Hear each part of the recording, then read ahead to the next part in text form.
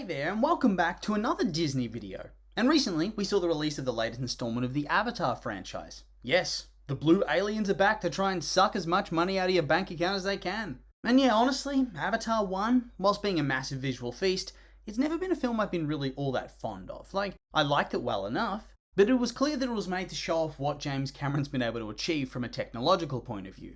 The narrative wasn't really the major draw or focus, and that was okay. It went on to do ridiculously well, grossed $2.9 billion of a budget of $237 million, which, yeah, that's an unheard of amount of money for the most part. And it's not like it got bad reviews either. An 82% critical and an 82% audience score, which, yeah, I'd say that's a very successful film, all things considered. And there was some talk about sequels at the time, but for a long time it seemed like one of those pipe dreams that James Cameron was never going to get around to.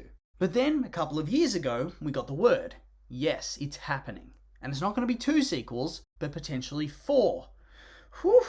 And imagine if they all manage to bust the box office. I mean, after that, he'll surely be hitting the top of the list for the most financially successful directors ever. I mean, after this film, he'll almost certainly be in second place after Steven Spielberg. And if all of them do at least $1 billion, all 4 of these sequels, he's going to overtake him.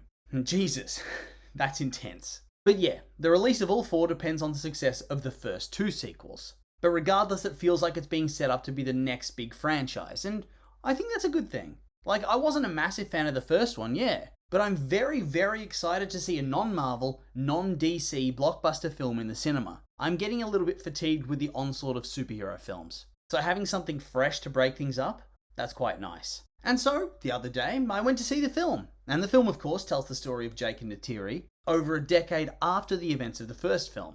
Over time, they've had their own children and adopted the child of Grace, who somehow conceived in her avatar form. As well as that, Jake's adopted a boy named Spider, the son of Miles Quaritch, who was unable to be transported back to Earth as the cryofreeze process is too dangerous for small children. And meanwhile, Neytiri doesn't really like him as he's a human, so bad luck Spider. Anyway, after all these years, the humans return, and this time, they have their own recombinant Na'vi. The minds and memories of various soldiers were sent back to Earth prior to the final battle in Avatar 1, which allows Miles Quaritch to return, albeit as a clone. After a few battles with the humans and Forest Na'vi over a year or so, the Commandos start targeting Jake and his family specifically. And so to protect them and draw away the danger from the people, Jake, Neytiri and the family flee, and Spider gets kidnapped by Quaritch and is taken as a hostage and interpreter. And the family doesn't seem to really care. Anyway, the Sullys flee to the Reef People civilization on the eastern seaboard, where they slowly but surely adapt to the new culture and learn the way of the water. And all the while, Quaritch continues to hunt them, eventually commandeering a whaler vessel to hunt down Tulkun, large whale-like creatures that are the spiritual family of the Reef Na'vi. And this in turn draws out the youngsters, who are working to save an outcast bull who Loak, Jake's youngest son, had bonded to.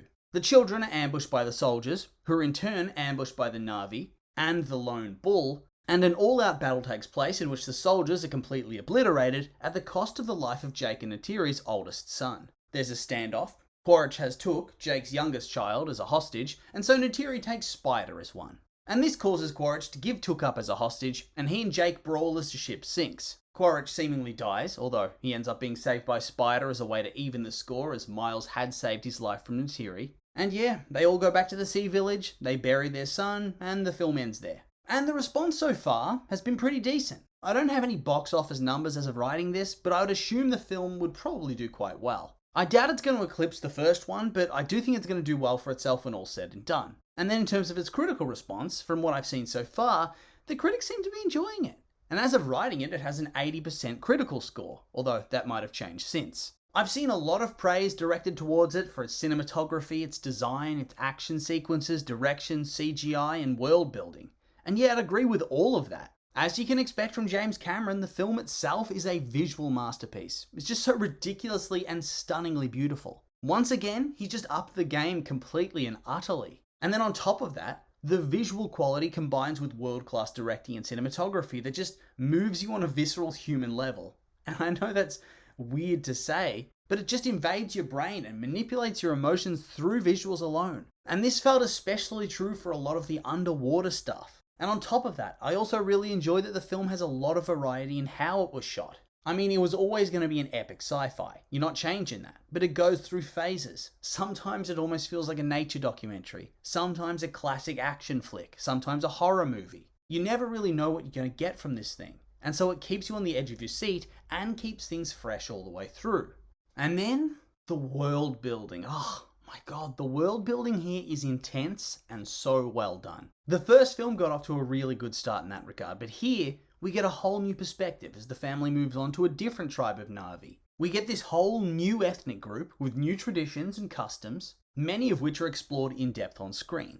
Plus, we continue to get development on the human side, what's happening on Earth and all that jazz. And then, just for the hell of it, James also throws in a completely new species that has its own customs and language and culture with the sentient whales. Which was even more exciting and unique because we're seeing a non-humanoid culture, which really sets itself apart. And all of that, that's well and good. And that combines with the visuals, the cinematography, the score, everything. It makes a very, very good film. But what it really needs to set itself apart is a great screenplay. But I don't think it really lives up to the standard of the rest of the film in that regard. The reality is that the film is very, very long, like over 3 hours. And yet, nothing all that much seems to happen. So much time's devoted to world building and atmosphere and culture, and so the plot definitely falls by the wayside. They introduce a bunch of new characters, but most of them aren't developed very much at all, and then they expect you to care about them. Like when the eldest son is shot and killed during like the hour-long action finale, did I care? Yes, but more because Jake and Neytiri was sad, because I already knew them and liked them from the first film. Of the children, none of them really got all that fleshed out. I mean, yeah, they had some development, but it's clear that most of their story feels like sequel bait. And so we're going to have to see how it unfolds going forward. On top of that, Jake kind of felt boring, and yet he was one of the main focal points of the story, whilst his far more interesting wife, who has a lot more interesting plot points, her desire to stay and fight the humans, her distrust of Spider verging on hypocrisy due to her falling in love with Jake due to his human origin, the culture shock of having to move tribes. A lot of these are plot points that do not apply to Jake, but she hardly features in the first 2/3 of the film. And I mean, yeah, she takes on a bigger role in the end game, but it's certainly far less than I think she should have had. And so ultimately, it feels like the film was far too long for what little narrative and character development they had. And whilst that's fine for the first sequel, the next film really does need to kick things into gear and do things a bit better in my opinion. Otherwise, it's all going to fail eventually. And so, all in all, the movie is worth it, simply as an experience. But I think the story's even weaker than the first, and changes do need to be made going forward. And so, yeah, it's still worth the ticket, but I'd be apprehensive for the third film. And so with all that being said, these have just been my opinions, and now I'd like to hear yours. What did you think of the film if you've seen it? You like it, hate it? I know it can be polarizing, so I'm curious for your thoughts. And so make sure to like, comment, subscribe, and let me know.